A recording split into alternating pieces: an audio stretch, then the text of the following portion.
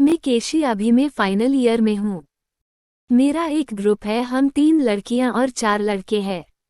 First year से अभी तक हम सब साथ हैं। हमारे ग्रुप की एज में हूँ, अपनी तारीफ नहीं कर रही हूँ, लेकिन इस ग्रुप में सब मुझे ज़्यादा मानते हैं।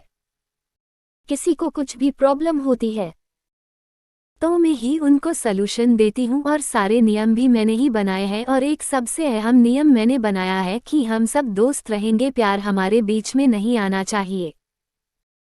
No boyfriend girlfriend, only friend, क्योंकि फ्रेंडशिप हमेशा रहती है, प्यार बीच में आते ही जलन और अलग होकर बैठना शुरू हो जाता है, और मैं नहीं चाहती थी कि ऐसा हो।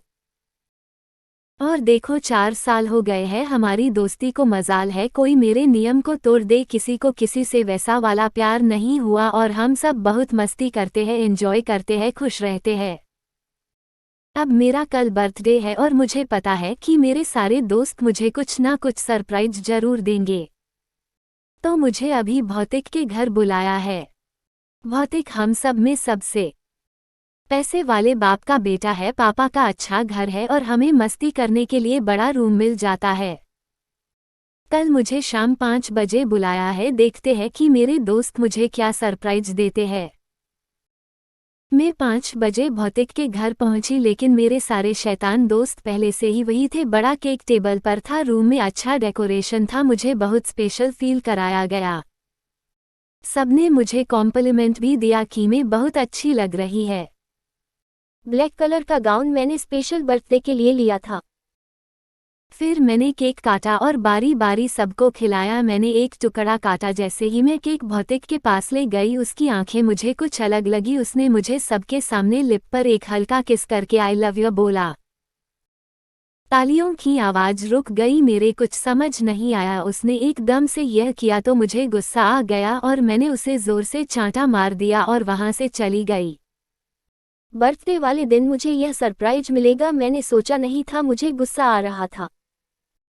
लेकिन वो मेरा 4 साल पुराना दोस्त था, कभी मुझे लगा नहीं कि वो मुझसे प्यार करता है, या मैं शायद देख नहीं पाई। क्योंकि मैंने नियम बनाए थे इसलिए मैं उसे नहीं तोड़ सकती थी, इसलिए मैंने कभी उस तरह से सोचा नहीं।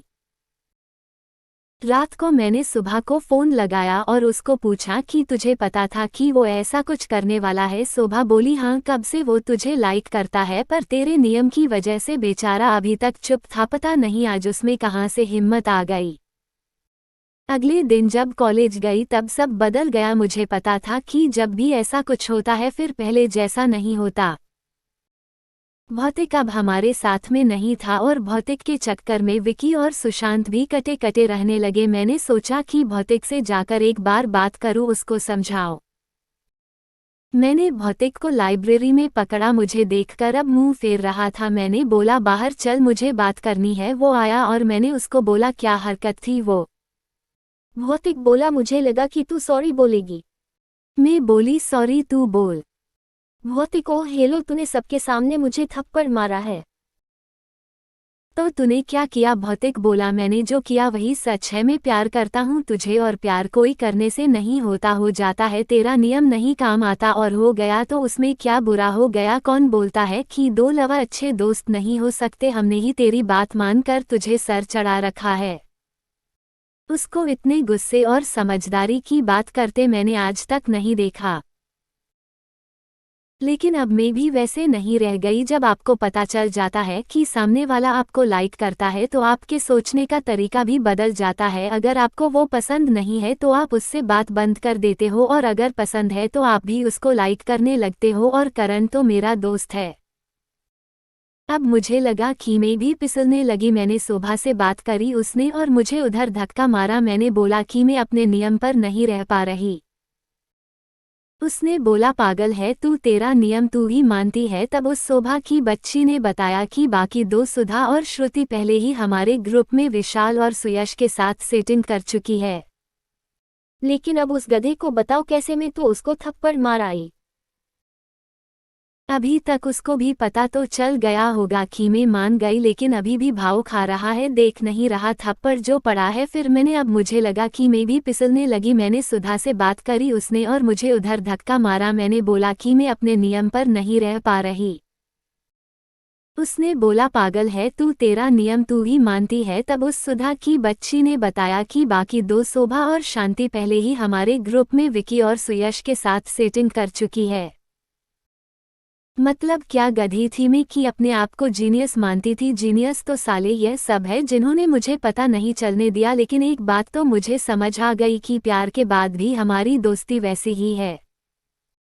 कोई लड़का जब आपसे न प्यार करता है तो आपको ऐसा लगता है आप स्पेशल हो, खूबसूरत, वैसा वाला मुझे भी लग रहा है। लेकिन अब उस गधे को बताओ कैसे मैं तो उसको थप्पड़ मार आई। अभी तक उसको भी पता तो चल गया होगा कि मैं मान गई, लेकिन अभी भी भाव खा रहा है, देख नहीं रहा थप्पड़ जो पड़ा है। फिर मैंने मौका देकर उसको बोल दिया सॉरी, उस दिन मुझे ऐसा नहीं करना था, अब नहीं करूँगी कभी। वो भी बोला सॉरी, मुझे भी नहीं करना था, मैं भी अब नहीं करूँगा कभी। मैंने बोला क्या? वो पूछा क्यों? फिर करूँ, पागल थोड़ी हूँ जो थप्पड़ खाओ। मैंने बोला अब नहीं पड़ेगा, प्रॉमिस। हंसने लगा तो शुरू हुई मेरी भी लव स्टोरी। मौका देकर उसको बोल दिया सॉरी, उस दिन मुझे ऐसा नहीं करना था, अब नहीं करूँगी कभी। वो भी बोला सॉरी, मुझे भी नहीं करना था, मैं भी अब नहीं करूँगा कभी। मैंने बोला क्या? वो पूछा क्यों? फिर करूँ, पागल थोड़ी हूँ जो थप्पड़ खाओ। मैंने बोला अब नहीं पड़ेगा, प्रॉमिस। हंसने लगा तो शुरू हुई मेरी भी लव स्टोरी। आपको कैसी लगी कहानी? लाइक करके चैनल को सब्सक्राइब कर लीजिए।